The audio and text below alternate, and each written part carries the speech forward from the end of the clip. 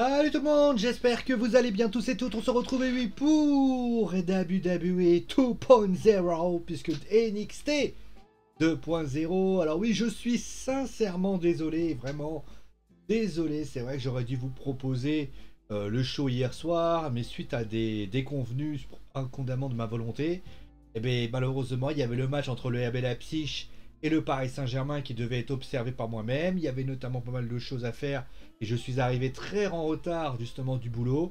Résultat, je peux vous faire justement le NXT 2.0 en temps et en heure. Donc voilà, je vous le fais ce soir. Je suis sincèrement désolé, voilà, pour ceux qui attendaient bien sûr l'épisode. Et donc on va revenir bien sûr sur cet épisode qui était donc l'épisode qui était la semaine d'après, suite au Halloween Havoc, qui est donc un pay-per-view bien sûr basé sur Halloween, hein, pour ceux qui ont compris. Et donc qu'est-ce qui s'est passé durant cette émission, me direz-vous? Eh bien il y a eu d'abord l'avènement de Mandy Rose, et oui, la toute nouvelle, avec bien sûr ses deux copines, Gigi Dolin et Jace Rain, puisqu'on avait donc les WWE NXT Women Tag Team Championship qui étaient présents, Tag Team Champion, pardon, et bien sûr la WWE Women Championship. On a eu ensuite, eh bien, les Toxic Attraction ont vu ensuite arriver celle qui a causé la défaite de Raquel Gonzalez, et bien sûr Dakota Kai qui faisait face à Corey Jade, qui a battu Corey Jade d'ailleurs pour l'information. Zao Queen, d'ailleurs on va en parler là-dessus, qui a battu Robert Stone dans un match de 40 secondes, mais c'était assez drôle justement, on va y revenir là-dessus. Concrètement, les Lego del Fantasma, Raúl Mendoza et Joaquin Wilde qui ont battu Kyle O'Reilly et son partenaire Von Wagner. D'ailleurs, on reviendra d'ailleurs sur la possibilité du fait que, oui, peut-être que Kyle O'Reilly ne pourrait plus être membre de la NXT puisqu'il pourrait ne pas être prolongé. D'ailleurs, comme Johnny Gargano qui pourrait non plus ne pas prolonger. Ron Baker, lui, a battu André Chase. Il y a eu notamment un petit discours de Tommaso Ciampa, qu'on reviendra bien sûr là-dessus. Solo Sikoa, le frère de Jimmy AJ Uso, a battu Jit Rama. Bo a battu Grayson Waller. On verra d'ailleurs sur Grayson Waller, notamment parce que Grayson Waller a fait des choses assez banales, notamment avec ce parti de poker, qu'on reviendra rapidement là-dessus. Et enfin, il y a bien sûr le main event. C'était Carmelo Hayes et Trick Williams qui ont donc battu Johnny Gargano et Dexter Lumis. Bon, on va commencer tout de suite avec forcément l'événement de cette soirée. C'était l'événement que tout le monde attendait. C'était bien sûr, eh bien, l'avènement de la nouvelle championne féminine de la NXT, Mandy Rose, qui a donc voulu peut-être semer la zizanie, peut-être venir voir. Alors elle a commencé avec un speech, justement un speech dont elle parlait. Alors, si elle avait fait un très bon speech il y a quelques semaines, ce speech, il n'est pas foncièrement mauvais. On voit que il y a quand même une forme de mots, de choses. On dirait qu'elle veut raconter des choses. Mais le problème, c'est que dans l'exécution, ça manque de... Comment dire? Ça manque d'une certaine... on dit souvent, ça manque de charisme. C'est-à-dire que, des fois, elle essaye de mettre en place des choses, elle essaye un petit peu de faire réagir la foule, elle essaye un petit peu de faire ci. D'ailleurs, le public d'ailleurs l'a remercié, lui a dit d'ailleurs un You deserve it. Et finalement, c'est... Ça, pardon, oui, c'était bien. Quand elle a entendu le You deserve it, elle a dit à ce moment-là, bah, bien sûr que je le mérite et j'ai pas besoin de vous pour le savoir, ça. Ça, c'est bien. Et puis des fois, elle a essayé un petit peu de parler, de répondre, de dire telle ou telle chose. Et j'ai trouvé que ça n'allait pas. D'ailleurs, il y a une image d'ailleurs qui est assez forte. C'est en fait le moment où elle parle avec Gigi Dolin et Jessie Jane. C'est-à-dire que Jessie Jane, ou Jade Jane, je ne sais pas comment ça se prononce, et bien concrètement, les deux attaquent à ce moment-là Zoe Stark, et à ce moment-là, bon, Yoshirai n'est pas là. Elle vient d'ailleurs affronter Mandy Rose en personne. C'est quand même un petit peu particulier. Bon, ça, je lui accombe pas, c'est autre chose. Mais pour ce qui s'agit de cette attaque, quand tu la vois, elle fait « Où êtes-vous les filles? Vous êtes où? Qu'est-ce qui se passe? Pourquoi vous n'êtes pas là ?» Non, là, ça sonne faux. En fait, ce qu'elle aurait dû dire, c'est justement en parlant des filles, ladies, et juste dire hey, les filles, ladies, et à ce moment-là, l'écran part. Il n'y a pas eu besoin de faire 3000 phrases. Là, la sortie, c'était faux, ça ne passait pas. Par exemple, Yoshirai, elle est arrivée, qu'est-ce qu'elle a fait? Yoshirai, elle a dit waouh, tu sais quoi, moi je t'aime pas, à un moment donné. D'ailleurs, explication aussi, pourquoi Yoshirai, ça par contre, c'est pas propre à Mandy, pourquoi Yoshirai ne va pas attaquer, ne vient pas défendre Zoé Stark? Et pourquoi elle s'en prend à Mandy Rose? C'est-à-dire que tu as les deux filles qui s'en prennent à sa partenaire, alors on sait que les deux, c'est pas très bien, etc. Peut-être qu'il va y avoir aussi quelque chose. Mais concrètement, c'était pas très logique, surtout que, eh bien après, Kanden Carter et Casey Catanzaro vient ensuite prêter main forte à la japonaise. Alors, ça y est, on a encore une fois Casey Catanzaro et Kanden Carter qui vont donc affronter la Toxic Attraction avec Yoshirai qui sera pas loin. Oui, peut-être.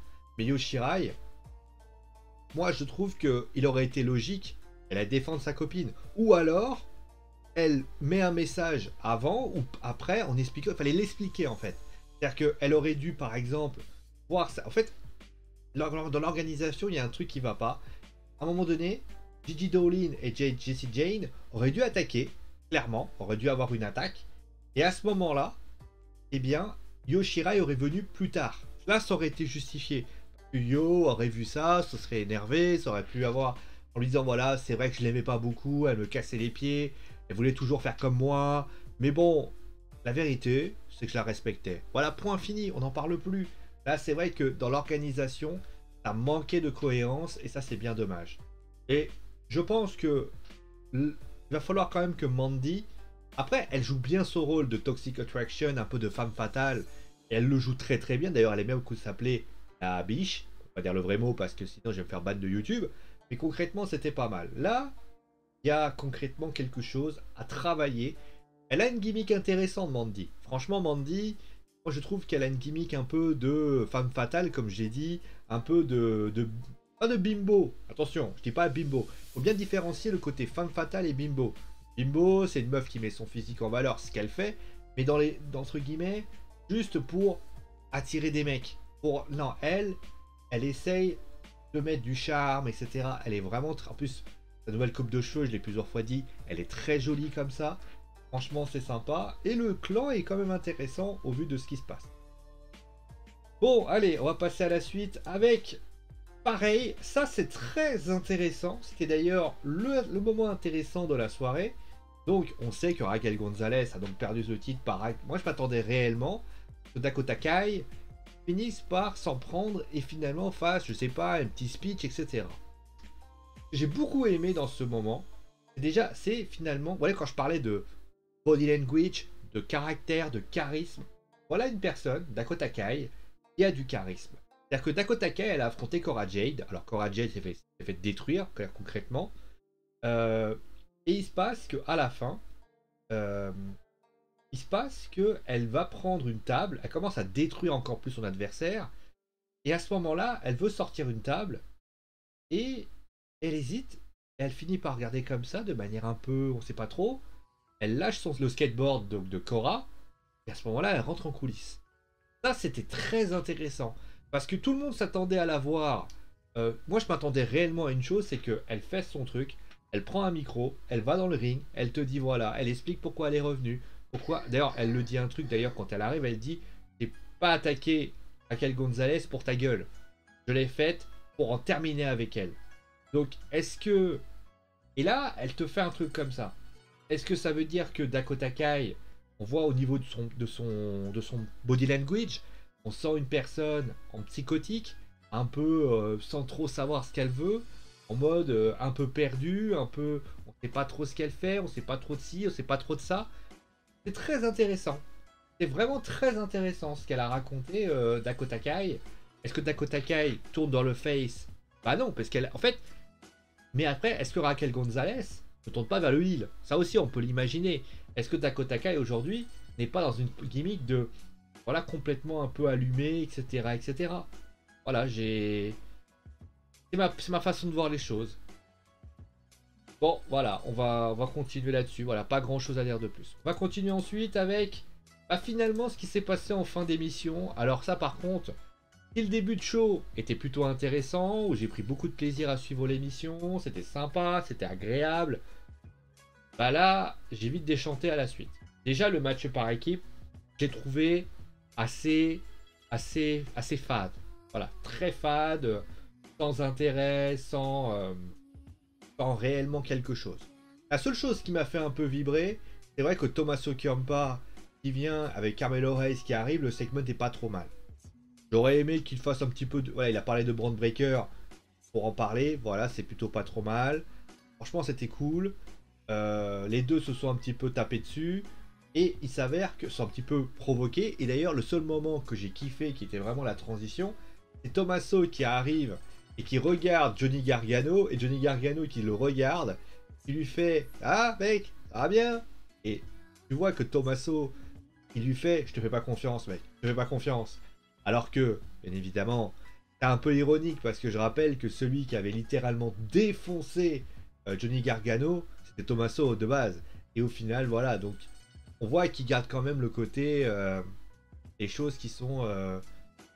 voilà, les choses sont ainsi. Voilà. En tout cas, le match, pour moi, par contre, je l'ai pas aimé. J'ai trouvé très très mou, sans intérêt, et je l'ai pas trouvé si intéressant que cela. Et donc, on va terminer avec... Alors, je vais parler de ces matchs-là. Alors, on peut parler, bien sûr, de Cameron Grimes qui gagne au poker. Alors, Duke Hudson qui qui se fait battre au poker. J'ai trouvé ça... Bon, écoutez... Est-ce que c'est ça aussi qu'on... On sait qu'il y a une nouvelle gimmick de Cameron qui, pour ainsi dire, est balancée là-dessus. Est-ce que ça serait ça, sa nouvelle gimmick? Est-ce que ça serait, pour ainsi dire, cette situation? Je ne sais pas. Mais en tout cas, c'est assez étonnant et on peut dire qu'il y a des choses. Par contre, parlons un petit peu des Legado del Fantasma, qui donc ont mis en avant donc Santo Escobar qui n'était pas là, et donc Elektra Lopez qui est venue en compagnie de Raúl Mendoza et de Joaquin Wilde. Bah, en fait, on se rend compte, malheureusement, que le fait qu'il n'y ait plus de clan fort, entre guillemets, est passé, parce que le dernier gros clan qu'on avait, c'était les Hit Row, et malheureusement, les Diamond Mine sont heal, donc tu peux pas me faire affronter, et j'imagine d'ailleurs très rapidement qu'on va devoir faire tourner quelqu'un si tu veux faire vraiment un gros clan, c'est que les clans se chevauchent. D'ailleurs, j'imagine dans très peu de temps qu'on va commencer à réfléchir et que les Diamond Mine, si on sent qu'il va falloir faire une duel de clans, c'est ce qui s'est passé notamment avec les Undisputed Era à un moment donné, on a fini par faire des clans parce qu'on n'avait pas le choix, il fallait donner. D'ailleurs, la AEW, ils sont en train de faire pareil avec notamment le American Top Team qui font face au Inner Cycle. C'est-à-dire que, mais après, la AEW, c'est pas pareil. La All Elite Wrestling a le chic de pouvoir sortir quand même des clans assez puissants, d'ailleurs plusieurs gros clans. Et donc forcément, voilà. Maintenant, c'est vrai que le match entre Von Wagner et Kyle O'Reilly, bah, j'ai pas trouvé que c'était ouf. Il était pas mal. Bon, il était intéressant. Voilà, c'était pas ouf du tout. Concrètement, voilà. Et donc on va terminer avec finalement, ben, alors on va parler rapidement, voilà, des autres matchs. Moi, les autres matchs, ils m'ont pas plus hypé que ça. Très clairement, Andrew Chase, Brock Breaker, c'était pas ouf. J'ai pas Boa. Voilà, sans plus. Voilà, sans plus. Et donc on va parler un petit peu du moment qui m'a fait le vraiment sourire. C'est Zero Queen qui faisait face à Robert Stone. Alors, je sais que, d'ailleurs j'ai vu ça sur les réseaux sociaux, j'ai essayé d'analyser un petit peu tout ça. J'ai vu que des gens n'ont pas apprécié ce segment. Beaucoup de gens ont trouvé que ce segment était nul et non avenu. Alors, il faut quand même réfléchir sur une chose. C'est vrai que Robert est passé pour le roi des débiles, mais d'un côté, il passe tout le temps pour passer le roi des débiles. Moi, ce que je peux dire, c'est que moi, quand j'ai vu ça, j'ai trouvé de... Alors, au début, les gens ont vu notamment Robert Stone commencer à l'allumer en lui disant « Ah, t'es jaloux de moi, etc. » Et là, tu vois John Quinn qui se met à chanter, qui fait une chanson, qui se met à danser sur la musique de Sexy Boy de Shawn Michaels. Et là, j'ai envie de te dire, il essaie d'attaquer et au final, on le voit, il attrape Robert Stone, il le repose, etc. Moi, ça m'a fait rigoler. Franchement, ça m'a fait rigoler parce que je trouve que bah, c'est bien que... Ok, John Quinn, c'est un mec un peu badass, mais d'un côté, il peut se la jouer un peu aussi, un peu mec cool, il veut faire de l'humour, etc. Et au final, moi, ça m'a fait sourire. Franchement, ça m'a fait sourire. Au final, il se prend une tarte. Et concrètement, tout simplement, ça se finit en 40 secondes. Je sais que certains ont dû se dire, c'est quoi ce segment? C'est quoi ce segment? Oui, je sais, ce segment n'est pas le segment rêvé, c'est pas celui qui va rester dans les annales de l'histoire de la lutte professionnelle concrètement, mais j'ai pas trouvé cela, j'ai pas trouvé ça si débile que ça. Désolé, quand la DX en 2006 fait littéralement un moment où ils font un sketch concrètement sur Shawn Michaels et Shane McMahon en 2006, en grimant Triple H qui était grimé en Vince et Shawn qui était grivé en Shane, bah, j'ai envie de dire, bah, concrètement, c'était rigolo. Et tout le monde était mort de rire, tout le monde était en train de se marrer, tout le monde était. Voilà. Et moi j'ai trouvé que c'était rigolo. Quand tu avais par exemple Le Rock et Mick Foley, qui notamment c'était. Je ne me rappelle plus du segment, c'était. Ah merde, attends, je vais taper Mick Foley Le Rock, ça va me souvenir. D'ailleurs, Mick Foley Le Rock, fait du direct. Hein. Ah. C'est la Rocket Sox Connection. Qu'est-ce que j'avais donné comme. Comment ça s'appelait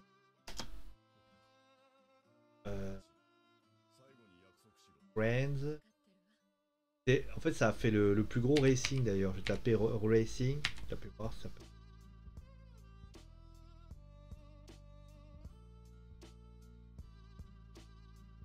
This is your life. Voilà, je me suis souvenu. Et là, le This is your life. Bah, je suis désolé. Ben, This is your life. C'était un moment. What the fuck? C'était du n'importe quoi. Et au final, la Rocket Sox Connection ont littéralement. C'est pour ça que moi, les gens qui disent franchement c'était de la merde, rappelez-vous de ce qu'on faisait avant. Il y a ne serait-ce qu'en 1999, on disait bah écoute, ce segment, il était génial, il était trop bien, il était cool, il était. Voilà, franchement, j'ai adoré. J'ai adoré et honnêtement, c'était sans conteste la même chose qu'il faut y aller. Franchement, j'ai kiffé. J'ai kiffé ça. Et franchement, c'était très très bien. Donc tu peux pas aujourd'hui dire la WWE, bah, je suis désolé, c'est nul parce que ben voilà, ça fait. Alors peut-être qu'on a plus le même humour qu'avant, mais moi ça m'a fait rigoler. Moi ça m'a fait marrer. Je me suis dit ouais bah écoute c'est sympa, c'est bonne humeur, c'est tout simplement bonne humeur. Et j'ai trouvé ça sympa. Mais ça sympa et honnêtement, bah, c'est comme ça que je vois les choses. C'est comme ça que je vois les choses. Alors après, certains vont me dire, ouais, mais alors ça, Dan Quinn, il passe pour un débile. Vous pensez réellement que le Rock, quand il faisait le gogol, en étant habillé à la Booker T, que tu pensais réellement que ça faisait rire les gens? Avec des petits nains, est-ce que ça faisait rire les gens? Bah oui. Donc il faut pas être médisant par rapport à ça. Il faut simplement se dire, c'est une façon de voir les choses. Et donc voilà. Et puis de toute façon, j'ai envie de vous dire, si la WWE avait fait un show parfait, ce segment-là, on n'en parlerait pas. Bah oui. Parce que malheureusement, on va commencer à parler de sujets qui fâchent.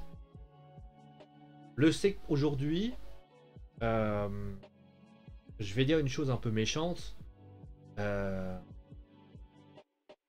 Le show de cette semaine, alors certes c'était quand même la semaine après le show Halloween Havoc. Donc on va quand même leur laisser une circonstance atténuante dans le sens, c'est quand même on est quand même dans un moment où t'es quand même obligé un petit peu de réduire la voilure un petit peu. Ça fait un gros show, c'est normal, c'est ce qu'a fait notamment la AEW. Hein. Quand ils font un gros show, la semaine d'après, en général, il se passe pas grand chose. Donc on a envie de dire, pourquoi pas. Maintenant, c'est vrai que le show était quand même maussade. C'est pas un bon show. Il n'y avait pas grand. En fait, c'était plus un show où tu tournais la clé de contact pour essayer de mettre d'autres choses à mettre en place par la suite. Voilà, c'est comme ça que je l'ai vu. Et concrètement, voilà. Après, est-ce que ça va. Moi, je pense qu'il faut laisser le temps. Il faut laisser le temps. Il faut laisser les choses se faire. Après, est-ce que la WWE peut se permettre de laisser NXT faire une semaine comme ça? À vous de juger. Bon, en tout cas, on va s'arrêter là pour aujourd'hui. J'espère bien évidemment que NXT va reprendre. En tout cas, c'est vrai que les audiences sont pas ouf. Ah oui, je voulais parler notamment de quelque chose, c'est de Kyle O'Reilly.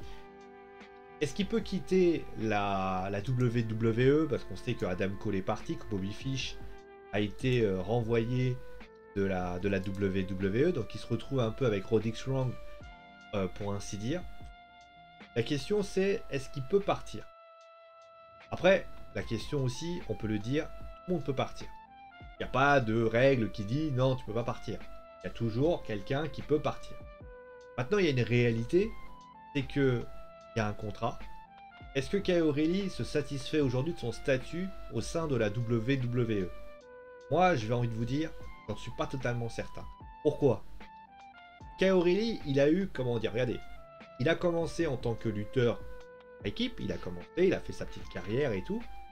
Et puis d'un seul coup, il a eu un avènement, notamment le moment où il avait affronté, je crois, Finn Balor. Là, Adam Cole s'était mis en retrait, il avait notamment une belle rivalité avec Adam Cole. Dernière rivalité où il avait d'ailleurs gagné, et notamment, c'était quand même intéressant. Et là, tu te dis, il est là. Donc là, tu te dis, attendez, je sais pas si je vous voyais mon petit doigt, attendez, je vous mets. Vous voyez ce petit doigt, voilà, il est là. Là, vous vous dites, bah, il va grimper encore une fois. Attendez, je vais vous faire comme ça. Et là, tu te dis, il va encore grimper pour obtenir peut-être un match de championnat. Surtout que, on fait confiance à Ciampa. Mais moi, je suis désolé, on aurait dû faire confiance à Riley. Parce que j'estime que si tu veux faire appel à quelqu'un, Tommaso Ciampa, aujourd'hui, c'est un vétéran. Alors, je sais que vous allez me dire, oui, mais il y avait Samoa Joe, pour moi, c'était Samoa Joe. Ok, mais pour moi, celui qu'on aurait dû faire confiance, c'est Kyle O'Reilly. Kyle O'Reilly, aujourd'hui, bah, malheureusement, il est obligé de faire la babysitter avec Von Wagner. Alors, je sais peut-être pourquoi ils le font, parce que, étant donné que Kyle O'Reilly est en fin de contrat dans peu de temps, ils se sont peut-être dit, on va pas lui faire donner. Mais justement, si. Parce que si tu lui donnes confiance, parce qu'il y a toujours cet épisode Bret Hart de 1997 que la WWE ne cesse de penser. Mais si la WWE réfléchissait avant d'agir, eh ben, il ferait un règne, il vérifierait si Kyle O'Reilly est quand même suffisamment talentueux pour pouvoir porter telle ceinture, et à partir de là, et la réflexion. Là, moi, c'est comme ça que je le verrais. Bon, en tout cas, moi, mon point de vue là-dessus, il va être très simple. Je trouve que la WWE a fait un bon show, concrètement. Mais il faut quand même rappeler qu'on est dans un show de transition. Et un show de transition, forcément, c'est pas toujours plaisir. En tout cas, vous avez bien sûr à me dire ce que vous avez pensé. Encore une fois, je suis désolé pour ceux qui attendaient NXT hier. Bien sûr. Alors, pour AEW Dynamite, je peux même préciser... ça sera peut-être pas aujourd'hui. Voilà, je vous le préviens quand même. Alors j'ai regardé le show, mais malheureusement j'ai plein de choses à faire. Et là clairement, attendez-vous. Je suis même pas sûr qu'on va streamer aujourd'hui. Alors je vous préviens tout de suite. Voilà, j'ai pas mal de choses à faire, j'ai pas mal d'activités personnelles à régler. Ne vous inquiétez pas, à partir de la semaine prochaine, on remet les pendules à l'heure, les choses se rééquilibreront progressivement. Mais là, c'est vrai qu'avec la Ligue des Champions, avec tout ça et tout ça, j'étais un peu pris au dépourvu avec la reprise qui allait. Pourquoi le retour des vacances c'est vraiment assez compliqué. En tout cas, merci à vous de cette émission, portez-vous bien et ciao les amis.